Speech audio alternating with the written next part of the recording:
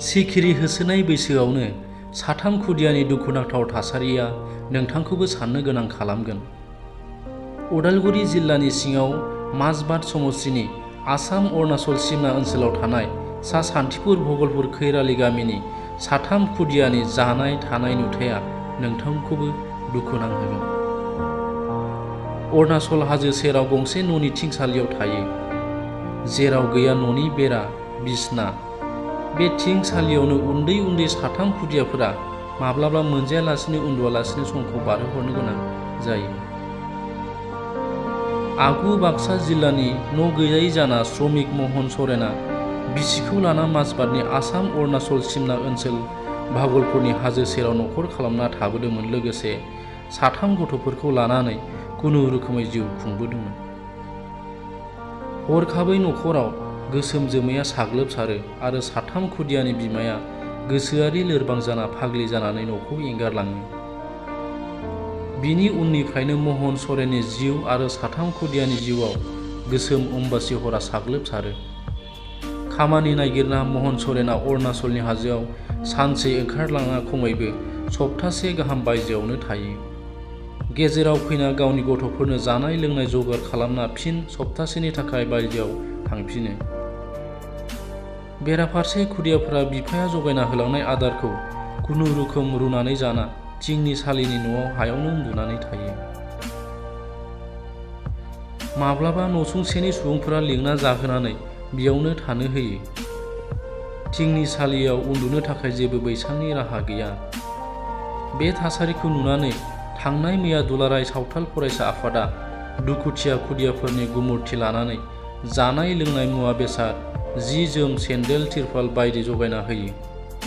बेराफारसे अरुणाचल सिमनायाव खामानि मावहैनाय बिफा महन सरेनखौबो आफादनि मावथिफ्रा नागिरना लाना फैयो आरो खुदियाफोरनि इयुन गोजोन जिउनि थाखाय राहा खालामना होनो जोनोम होगिरि बिफानिफ्राय गनायथि लायो।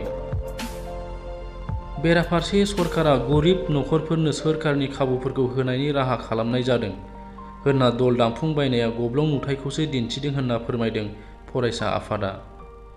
लोगोसेनो माजबाद बियाबनि एमएलए चरण बर' आरो माजबाद बिटिसि बियाबनि एमसिएलए दीपक मरनि नोजोराव गोग्लैगोन ना होनना सोंथि खालामदों फरायसा आफादा। এই যিকেইটা আপোনাৰ তিনিটা বাচ্চা আছে ইহঁতে আপুনি নহ'লে কোনে আপুনি চোৱা চিতা নকৰিছিল? মই কৰিয়ে আছোঁ ইমান দূৰলৈকে, কাৰো ঘৰত ভাত খাব যোৱা নাই। আপোনালোকে পোৱালৈকে সুধিব পাৰে। আপুনি যেতিয়া পাহাৰত যায় কোন অকলে থাকে? আপুনি মোৰ বাইদেউ ঘৰত থাকে। বাইদেউ ঘৰত আছিলে? এইটো মোৰ বাইদেউ ঘৰ। খোৱা লোৱা কোনে দিয়ে? মই চাউল চাউল কিনি থওঁ, তাতে বনাই কিনি খায়। কিন্তু পোৱালিকেইটাকতো এইটো ঘৰতে দেখা গৈছে। সেইটোতো সিদিনাতো মই পাহাৰত আছিলোঁ ন, ফেচবুকত সোমাই দিলে। তাৰপিছত এই ছাত্ৰ সন্থাই পালে? মই আহিলোঁ। আজি যে আহিছে এনেকুৱাকৈ আপোনালোকক সহায় কৰিছে, কেনেকুৱা লাগিছে আপোনাৰ? মোক ভাল লাগিছে। ভাল লাগিছে। এতিয়া স্কুল চিস্কুল দিয়াৰ ব্যৱস্থা কৰিব? কৰিম। মই ভাবিছিলোঁ ল'বাহে আহিছে নেকি বুলিহে ভাবিছিলোঁ। ময়ো দিবা ৰাজি আছোঁ। কোন এই কিহৰ কাৰণে দিব খোজে আপুনি? যদি সিহঁতে পঢ়াই মই দিম। পঢ়াব দিবলৈ মন? আপুনি মানে পঢ়াব নোৱাৰে, অসমৰ্থ? মানে মই কেতিয়াবা নাথাকোঁ না, ক'ত পাহাৰত যাওঁ, ক'ত থাকোঁ। চৰকাৰী ঘৰ পোৱা নাই আপুনি? পোৱা নাই। পোৱা নাই? পালেতো চৰকাৰী ঘৰ হ'ল। হয়, আমি দায়িত্ব কিছু লৈছোঁ। যোৱা 17 তাৰিখত আহিছোঁ আৰু আজি এই স্থানত আহিছোঁ। আৰু বিশেষকৈ দুখ লগাজনক কথা যে ইয়াত শিশুটিৰ ভৱিষ্যত আছে আৰু এই ভৱিষ্যতটো আগবঢ়াই নিবৰ কাৰণে বা এওঁলোকক ভৱিষ্যতটো বনাই দিয়া সদৌ চাওতাল ছাত্ৰ সন্থা সম্পূৰ্ণভাৱে দায়িত্ব আছে। আৰু সেয়েহে আমি সদৌ চাওতাল ছাত্ৰ সন্থা ওদালগুৰি জিলা সমিতি হৈ এইটো কথাকে আমি চৰকাৰক বা NGO বহুত ধৰণৰ তেনেকুৱা ওদালগুৰিত আছে, এওঁলোকৰ লগত আমি কাষ চাপিম আৰু এওঁলোকক বুজাবৰ কাৰণে চেষ্টা কৰিম। যদি এওঁলোকৰ তাত তেনেকুৱা ব্যৱস্থা অভিজ্ঞতা আছে নিশ্চয়কৈ এওঁলোকৰ জৰিয়তে আমি কাম কৰিম বা অনাগত দিনত এওঁলোকৰ শিক্ষাদান ক্ষেত্ৰত এওঁলোকে গোটাই দিয়াৰ এটা সিদ্ধান্ত ল'ম। যদিহে এওঁলোকৰ তাত তেনেকুৱা ছিষ্টেম বা তেনেকুৱা ব্যৱস্থা নাই, আমাৰ হুদু চাওতাল ছাত্ৰ সন্থাই প্ৰথমবাৰৰ বাবে আমি এই দায়িত্ব ল'ব লাগিব, যিহেতু আমাৰ চাওতাল জনগোষ্ঠীৰ এটা শিশু বা এই ঘৰত আমাৰ জাতিগত, গতিকে এই হিচাপত আমাৰ দায়িত্ব সম্পূৰ্ণ আছে।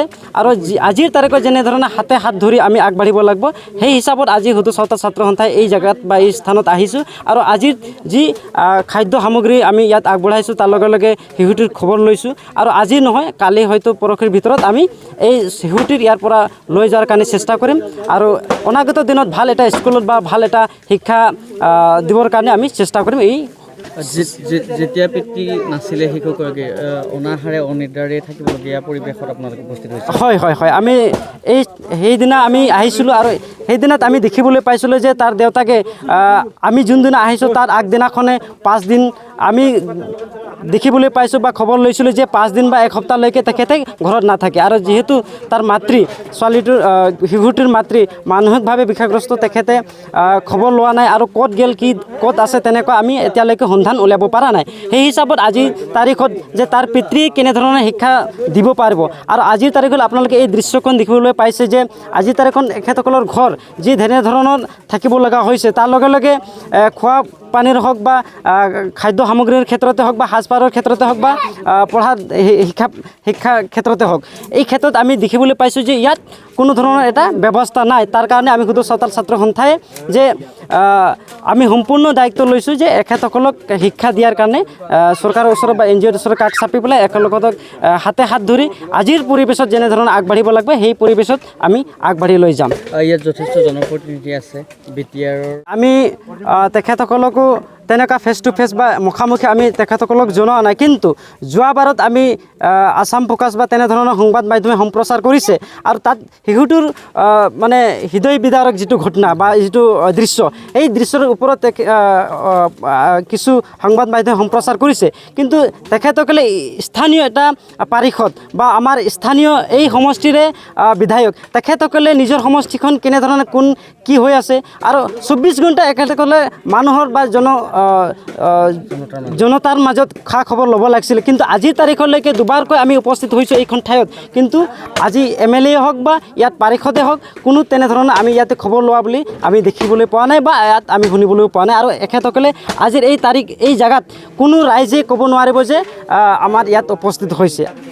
মাত্ৰ এওঁলোকে নিৰ্বাচনৰ সময়ত তেওঁলোকে ভোটৰ কাৰণে এওঁলোকে আগবাঢ়ি আহে আৰু আমাকে জয়যুক্ত কৰক, আমি অমুক কৰিম তমুক কৰিম। কিন্তু আজিৰ তাৰিখলৈকে আমি অকল এইখন ঘৰৰে নহয়, আমি কিছু আমাৰ আৰু দেখাবলৈ চেষ্টা কৰোঁ আপোনালোকক যে ইয়াত এইখিনি ঠাইত হয়তো 3-4টা ঘৰ আছে তেনেকুৱা একদম মানে ঘৰৰ অৱস্থা নাই, পঢ়াৰ অৱস্থা নাই, ৰাস্তাৰ অৱস্থা নাই, খোৱা পানীৰ অৱস্থা নাই, স্কুলৰ ব্যৱস্থা নাই, সাজপাৰৰ ব্যৱস্থা নাই। এই জ্বলন্ত সমস্যাত আমাৰ চাওতাল জনগোষ্ঠীয়ে বসবাস কৰিব লগা হৈছে। গতিকে অসম চৰকাৰৰ BTC চৰকাৰক মই দাবী উত্থাপন কৰিছোঁ, অতি শীঘ্ৰে এই শিশুটিৰ ওপৰত দায়িত্ব গ্ৰহণ কৰক। তাৰ লগে লগে যি খোৱা পানীৰ ব্যৱস্থা, যি ৰাস্তা ঘাটৰ ব্যৱস্থা, যি সাজপাৰৰ ব্যৱস্থা সম্পূৰ্ণ চৰকাৰৰ ওচৰত, যিহেতু আমি চৰকাৰক ভোট দিছোঁ, চৰকাৰক আমি খাজনা দিছোঁ, চৰকাৰক আমি টেক্স দিছোঁ, এই হিচাপত আমাৰ সম্পূৰ্ণ দায়িত্ব আছে তেখেতসকলৰ পৰা আমি সা সুবিধা গ্ৰহণ কৰাৰ কাৰণে। এইটো ভাষাৰে মই স্পষ্টকৈ কৈছোঁ, যদি এওঁলোকে আমাৰ প্ৰতি যদি কোনো ব্যৱস্থা গ্ৰহণ নকৰে, হয়তো অনাগত দিনত তাৰ প্ৰত্যুত্তৰ দিবৰ কাৰণে হুদু চাওতাল ছাত্ৰ সন্থাই সাজু হৈ আছে।